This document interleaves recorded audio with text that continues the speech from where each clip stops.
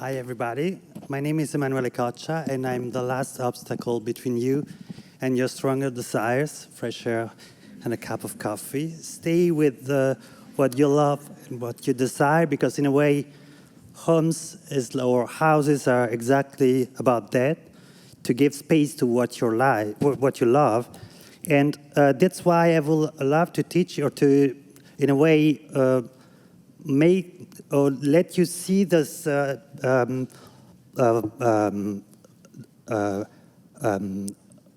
plans, in a different way. They are not just floor plans of apartments, they are moral diagrams. They are patterns that define the order of customs, the shape of habits, the programs of conduct. To draw a house, it's not to give shape to an empty space, it's to manipulate the human life in all its viscosity, made up of desires, loves, gusts, habits, neuroses.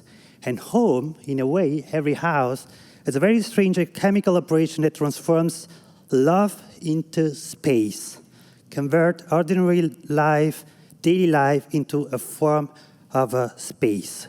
To design a home means literally to invent a new moral topography. So that's why architects are not just artists, they are moral engineers or love engineers.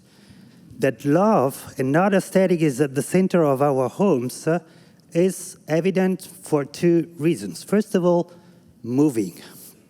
Actually, everybody has faced the distressing experience of pyramids, of boxes and brown tapes. And this experience is the litmus test of the fact that our homes are less the complex defined by walls and roof, because they can change, than the set of objects, people, animals, plants that we love, that we need to have close by wherever we go. Moving is a sort of strange, universal last judgment about what you love. We choose the things and the persons, the people, the animal, the plants, the colors, the memories, the atmospheres that must follow us elsewhere, that must greet us every night when we are coming back, and surprise us every morning when we open our eyes.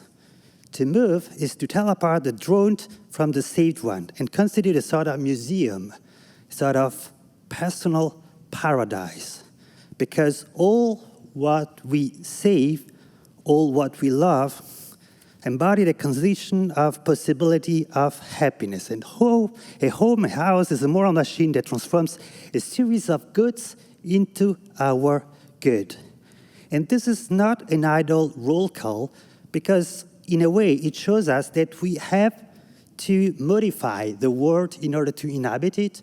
We have to choose what we love and to collect it into a single space. And vice versa, through a house, love becomes less a question of feelings than an infrastructure, an economy, the law and the order of what someone owns. But it has not always been so. And that's why it's wrong and dangerous to make houses something ahistorical, natural, anthropological. The houses that we know and as you build, the architects in the room, they are an invention of Western modernity. Modernity, as Charles Taylor once said, is not exclusively the result of technological development, European conquest from other parts of the globe, or transformation of the social order of forms of government. At its core, there is a revolutionary moral project, a moral project that has brought everyday life, defined by its most trivial and ordinary features, marriage and work, at the center of every political, economical, social, material concern. We are modern not just because we use particularly sophisticated technological objects, not just because we can travel to any part of the globe, not because we live in overcrowded cities. We are modern because we bet that it is in what we freely produce and do every day, and in the person we freely love, that our identity is defined. We are modern only when we think that our freedom and our moral perfection is measured by the freedom of love and work. Modernity is this idea, the idea that work and family are places and moral institutions that express one's freedom.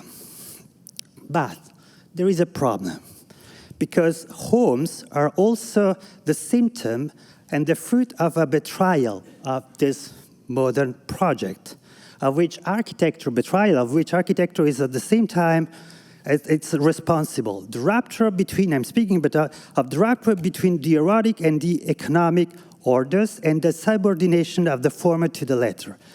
When the city, at the dawn of modernity, claimed the ability and exclusivity to produce wealth, and only for this reason could impose political equality among all its members, it left behind the domestic space as a kind of black hole of design and imagination. If our apartments are machines, they are ancient, archaeological, obsolete. They have rejected modernity beyond their doors, but not for economic reasons, but for moral reasons, because we have neglected love. We have let love and erotic relations remain the supreme form of patriarchy and gender domination. The home is an evidence that modernity has always been incomplete, schizophrenic, and because of the neglect of domestic space, we have never been truly modern. Now, how to reinvent domestic modernity? To do so, it is necessary to wrest love from the forms that imprisoned it. In recent decades, modernity has been rethinking itself and has done so behind closed doors, revolutioning almost covertly domestic space. Two transformations, I'm speaking of two transformations, which are the most radical, and because those two transformations call for a major revolution in the way architecture should design and plan homes. So the first transfiguration has informed one of the most influential cinematic mythologies of the late 20th and 21st century, the one which was iconically expressed in the TV show like Seinfeld and Friends. Why? Because in these sagas, the home itself is the place, form, and substance of friendship. It is also this friendship that forms the fundamental basis of the family, while the structure of the romantic couple becomes merely an internal and ephemeral intensification of a core of love, space, and economy. In France, a model of the family that surpassed genealogy was forged. This is perhaps the most important achievement of the show. It succeeded in clarifying the mutual autonomy of family and genealogy, and trivialized the latter as something that no longer defined the reality of family. This autonomization of love-based relationship and the liberation for genealogy is not a purely psychological fact. It's a legal metamorphosis that ended up in the change of marriage law.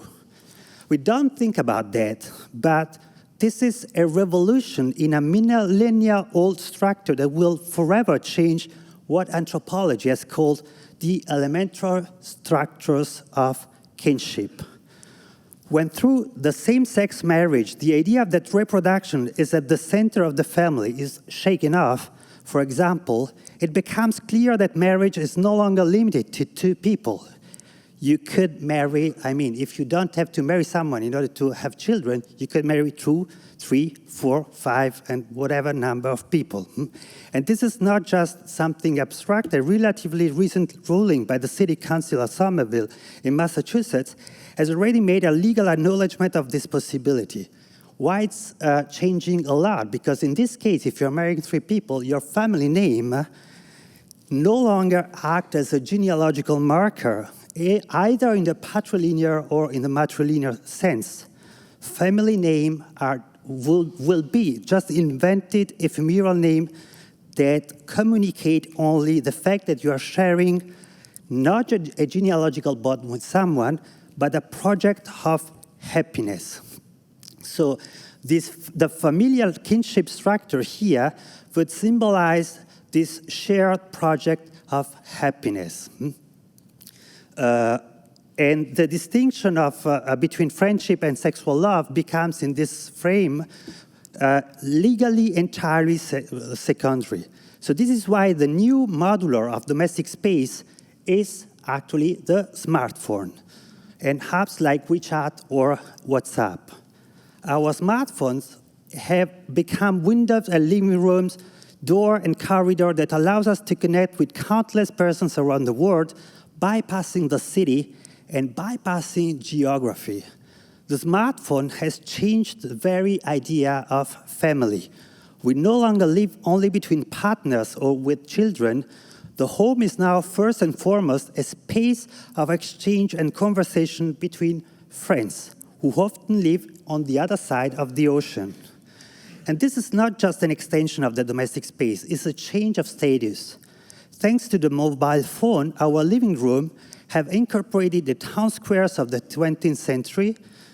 The home itself has become the form and matter of public space. Mobile phones has also allowed our homes to lose even their territoriality. Those rare metal dark this rectangle follows us everywhere. Thanks to them, we are at home everywhere, and there will always be a room for ourselves wherever we are and wherever we go. At least virtually, home and planet do now coincide. But there is a problem, because a house that has the size of a planet is not easy to live in, and it won't belong condominiums that solve problems. By being at home everywhere, sadly, every living being on Earth has the status of a roommate. I try to put it in another way. The Anthropocene has often been described as the movement by which we have invaded all space, made the planet our home, expanded our apartments to the point where we directly or indirectly occupy so much of the world and so much of the Earth that there is no space left. But the opposite could be also said. The planet has invaded our homes to such an extent that in our living rooms, bathrooms, kitchens, and bedrooms live not only partners, children, and perhaps a dog, a cat, a forsythia, but every other living species. All species have become pets, houseplants, companion bacteria, companion fungi. We are called to share a one-bedroom apartment with them and learn to love them as we love dogs and cats. We cannot move. There is nowhere else to go. We have to redesign the spaces and rooms of this planet-side house. And to do that, we have to develop the same love for every other species that we have for dogs and cats. So we don't need ecology. We need a new erotics. Welcoming a dog or cat under your roof means learning to relate to this life that lives alongside our everyday, forgetting that it's an individual that belongs to another species. After days, months, years, your pet will simply be the intensity of an anonymous life which no longer belongs to canine, felines, or hominids, because it's a sort of indistinct, amused, uncontainable affection and love. And we, ourselves, we become a form of anonymous life for these animals who forget that the lives that they are in front of them are human beings. And it is this anonymous life that love manifests itself most radically. Whether we are pets, human beings, or things, we need love in order to secrete this anonymous life capable of circulation and with identity. The paradox of love can be formulated as follows. We need love to liberate us from our own identity and to liberate those we love from their own identity. We need houses to liberate through love those who live with us from the game of one or another's identity. Love and houses are this process of mutual subtraction of face, this liberation of face and identity. That's why sometimes we talk about the worst form of violence. But the violence is not in the fact that you're losing your face. The violence takes place only when you want to hold your own face at all costs in front of the one who has lost his, her, their face for you. True home is only the love that allows you to lose your face in the faceless gaze of the other. Thank you.